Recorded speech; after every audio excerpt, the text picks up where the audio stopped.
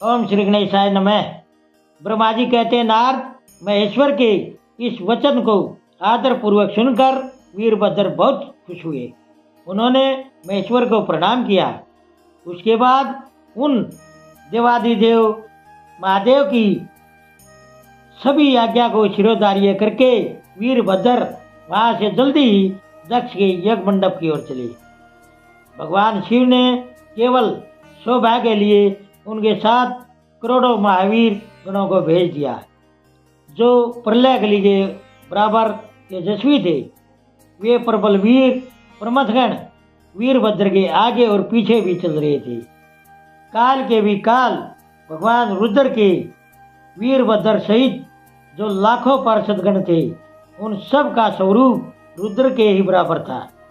उन गणों के साथ महात्मा वीरभद्र भगवान शिव के समान ही वेशभूषा धारण किए रथ पर बैठकर यात्रा कर रहे थे। उनके 1000 भुजाएं थी। शरीर में नागराज लिपटे हुए थे। वीरभद्र बड़े प्रबल और भयंकर दिखाई देते थे। उनका रथ बहुत ही बड़ा था।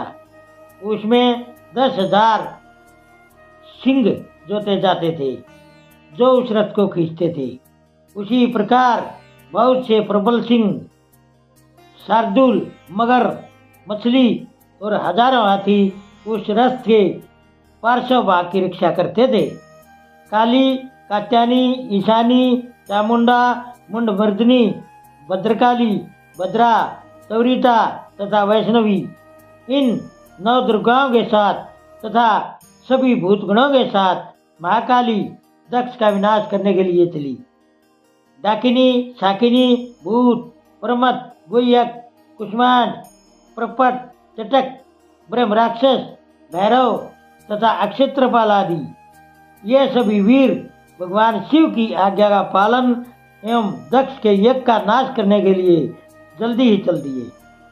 इनके सिवा 64 गणों के साथ योगिनियों का मंडल भी अचानक क्रोधित हो दक्ष यज्ञ का नाश करने के लिए वहां से चला। इस प्रकार हजारों गण एवं अनेक प्रकार के गणाधीश वीरभद्र के साथ चले। उस समय भेड़ियों की गंभीर आवाज होने लगी। अनेक प्रकार के शब्द करने वाले शंख बज उठे। अलग अलग प्रकार की सींगें बजने लगी। महामुनि सेना सहित वीरभद्र की यात्रा के समय वहां बहुत से सुखद शकुन होने लगे।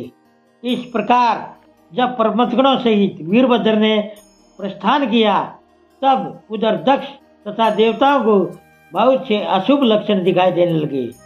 देवर्षि यज्ञ विध्वंस की सूचना देने वाले त्रिविध उत्पात उत्पन्न होने लगे।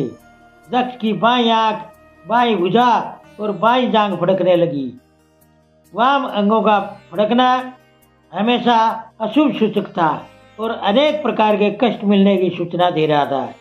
उस समय दक्ष की यज्ञशाला में धरती हिलने लगी। दक्ष को दोपहर के समय दिन में ही तारे दिखने लगे। दिशाएं मैली हो गई। सूर्यमंडल चितकबरा दिखने लगा।